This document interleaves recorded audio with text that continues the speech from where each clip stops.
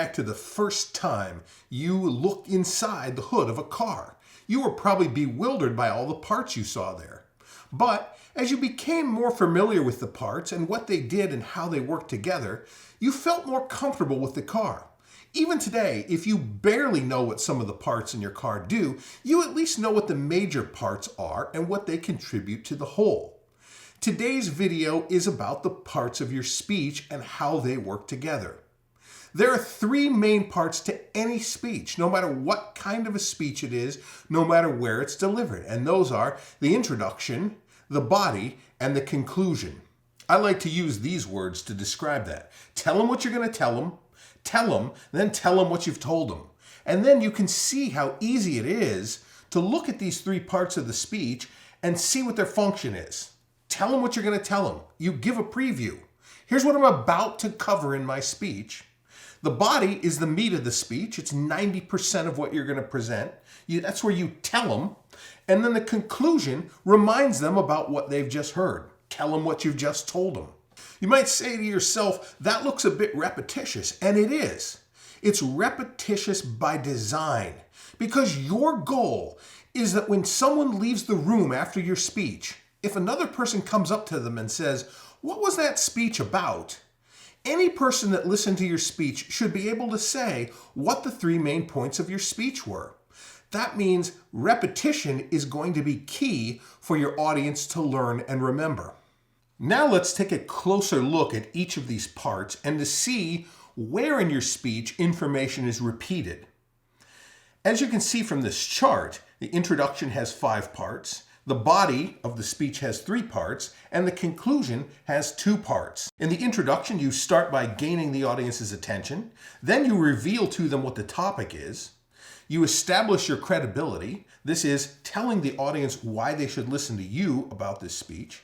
You preview the body of the speech, and you give the audience a reason to listen to your speech.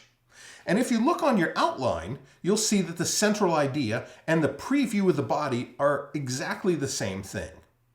Then the body, main point 1, 2, and 3, are contained in the preview of the body, hence the arrows from preview body to each of the main points. The speech then repeats these main points in the conclusion in the summary of the body. You'll see there's a dotted line between the attention getter and the memorable ending because sometimes these two things are related to each other, and we'll talk about that, or you may have heard about that in our video about attention getters and conclusions. So again, in the preview of the body, you tell them what you're going to tell them. In the body, you tell them main point 1, main point 2, main point 3. And in the conclusion, you tell them what you've just told them, and you review for them. That's the basic structure of any speech. And when you remember that, you can essentially sit down and write up a speech for any occasion on any topic if you just remember this simple game plan. Now let's take a look at a sample outline more closely to see how these parts repeat themselves.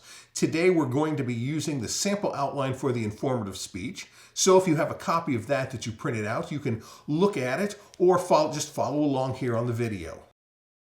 Here we start with the complete outline, here in a stack on our video screen. Here's the first page. It contains the heading material and the introduction. And you see we can remove the central idea and the preview of the body. These two things are exactly the same. And we'll put those over there on the right. Then continuing on to the next page, we have the body. Let's pull out the first main point. We'll do the same for the second main point on the next page. And then a couple pages later, we'll pull off the third main point and put that over on the right as well. Now we've come to the conclusion. Let's pull the summary off and put that on the right. Now look at the highlighted words in this speech. The central idea. Today I'd like to inform you about the 3 needs of pet rabbits, which are their physical needs, psychological needs, and social needs. You see that the preview of the body is essentially the central idea, just copied and pasted. Then you've got the first main point, and you see the words physical needs. Second main point, psychological needs. Third main point, social needs.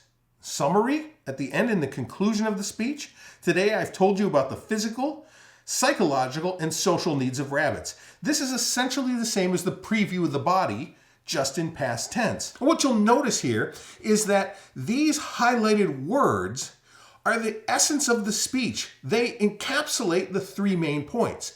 They're easy to remember, they're repeated over and over in your speech, therefore they'll be easy for the audience to remember. Now, after the speech, when asked in the hallway, any member of your audience will be able to say, I know what that speech was about. It was about the needs of pet rabbits. He talked about their psychological needs, their social needs, and their physical needs. Now, it won't matter if they get the particular order right at the end, as long as they remember what those 3 main points are. That's why you want to keep the main points nice, simple, and concise, just like in this example.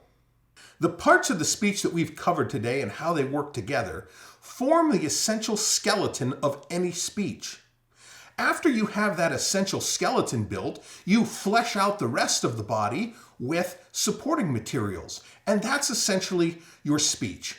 Tell them what you're going to tell them, and then tell them what you've just told them.